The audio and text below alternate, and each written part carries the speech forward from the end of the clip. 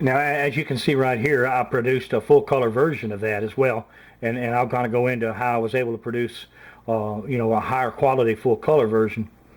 But once I did that, once I made that full color stabilization in the same manner, stabilizing the background and letting the subject walk across, then I superimposed it over one of the highest quality frames from the film that there is. And I was able to get this frame directly from Patricia Patterson, and it is absolutely superb. And what I did was just superimpose this over that, and you'll watch the walk across here. You'll see that it gives you, the viewer, a feeling of depth, a feeling of actually being surrounded by the situation. So take a look and see. Okay, here we go.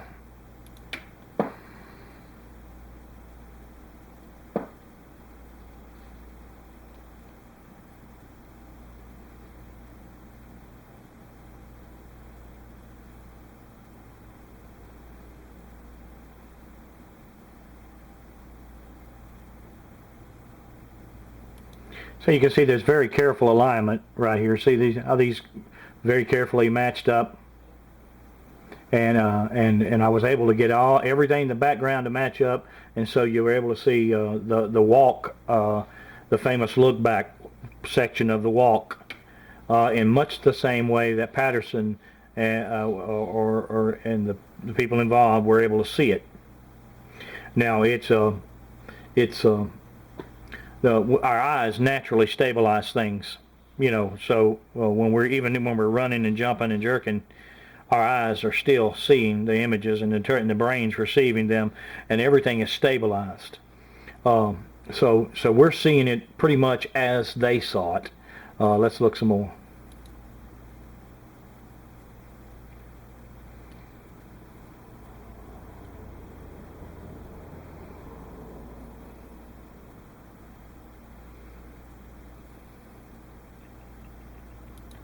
Okay. What you see right here is the background image is not from the Patterson film, but rather taken by the famous Bigfoot researcher Peter Byrne sometime after the filming. And the person we see standing right here is Al Hodson's son. I think he's like 6 foot 1 3/4 inches, and he's pointing the way that the Sasquatch walked. And so I got this carefully, as carefully as I can, because there are some differences in the angle of the shooting. So, but watch it, and you'll get an idea of how bulky or the size of the Sasquatch is compared to the young man there.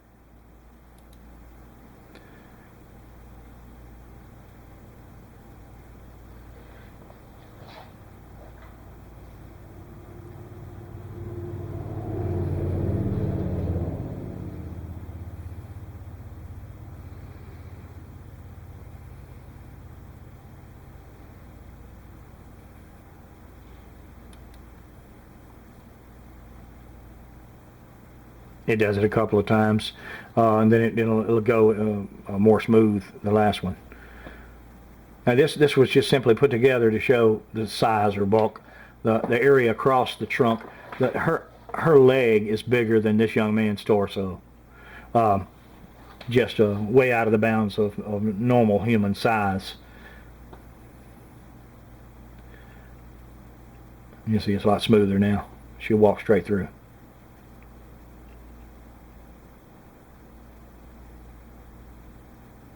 Very grateful that competent people made it into the area, and like Mr. Byrne, thoroughly photographed the area, which was a big plus for figuring things out later on. If you don't fully understand something about a sighting or about a filming like this, at least photograph the area thoroughly, so that things can be determined later on. And thankfully he did do that.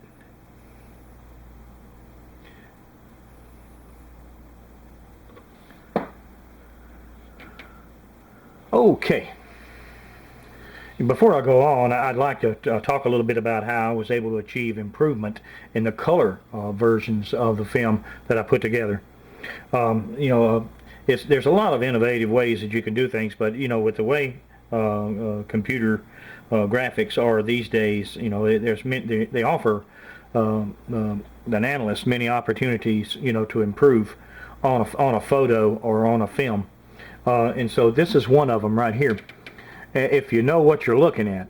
Now I'm just going to kind of, you know, focus in on or zoom in on this area right in here, and you'll see that the skin is got very much a different tone than the hair. Okay, but the hair is overlying the skin, but not completely. It's more like something that's haired over. It's not completely obscured. The skin isn't. So you got two different tones there, and one dominates over the other. The tones that encompass the hair is dominating the image, with some subdued tones from the skin underneath. What I'd like to do is flip that around and get the skin to dominate the image, and so that I could see more what the actual skin surface detail is. So this is what I did to get that done. Let me zoom back out. Okay. First of all, I did a color split. Hold on just a minute.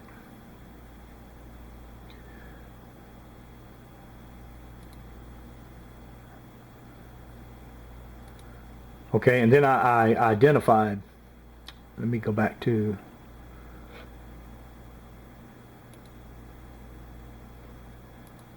.42%, so let me go to 42 right here so that they'll match. Okay, now identified which one of the color schemes encompass the skin detail. It's not this one. These are subdued tones. It's not the yellow, not the ones with the yellow missing. You see there's very little skin detail here. It's not the one containing no magenta.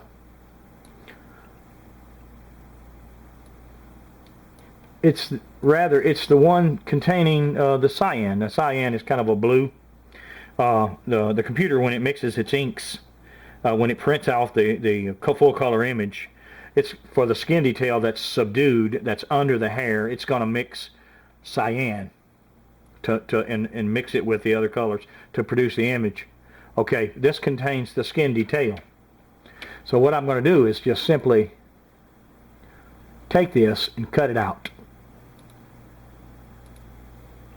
And then I'm going to go back to the full color image, and I'm going to paste it over it as an object. Okay. Then I'm going to go and I'm going to make it about 70% transparent.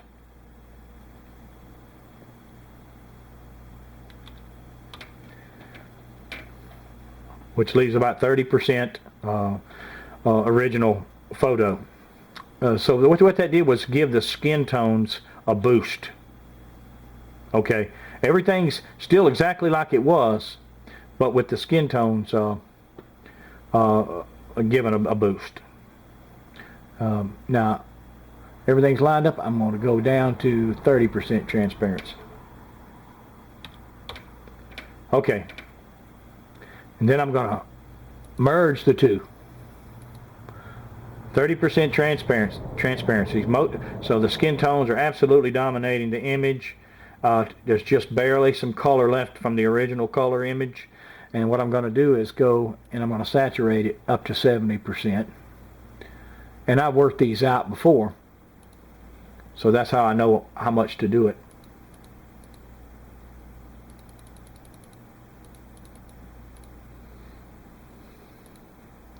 So I was able to regain much of my original color back. Now what you're going to end up with is more skin tones than you had before. And I'm going to just boost the contrast. And we'll just kind of zoom in on it a little bit.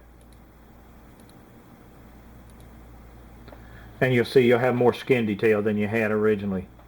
A little sharper image, it's not that big of a boost, except that when you combine it with the other 900 frames and you animate it, they have a cumulative effect, and you begin to see more of a skin motion.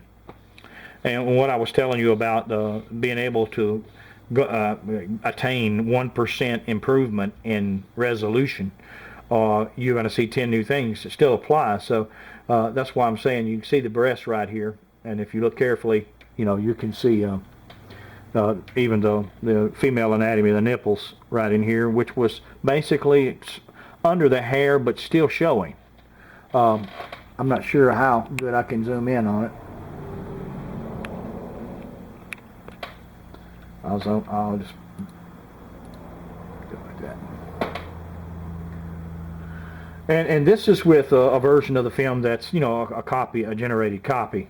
So I have images from the film that are from the original that are even far superior to this. So, but at any rate, I wanted to go over just once you do this to every one of the frames, you can produce what you call full color skin tones, which I'll show you. Let me just type it in here. Okay, here we go.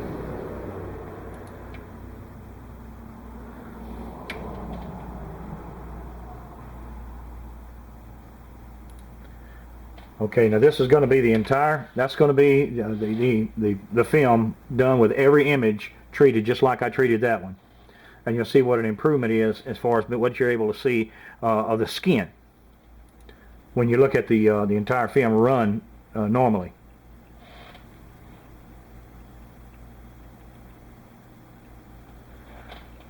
So you begin to see things moving under the shoulder there. And watch when it runs again. Watch under the shoulder here. You see the muscles moving. That type of thing. 1%. If you can get 1%, you're going to see 10 new things. And you can see that while it was not that impressive for one frame, when you did every frame like that and you animated, you got that cumulative effect. I'm going to show you what that leads to. And now I put together roughly 7 frames, and I stabilized these frames squarely on the back, right at the tip of this area right here of this shadow, so that nothing moves about the back as far as the entire back moving around up and down independent. That any kind of movement in the back is going to occur with muscles. So take a look. And it's just going to rock back and forth, start over again, and go over and over and over again. And you can look up underneath the shoulder blade right here. See the movement up and down? See the movement along here? Look at the back moving, heaving in and out right along here. It's not the kind of thing that you would see this type of form fitting. Well, there's just no suit's going to do that, especially in 1967. But even now, today, it would be very difficult to achieve this. All these independent motions or movements. I'll zoom in on it a little bit.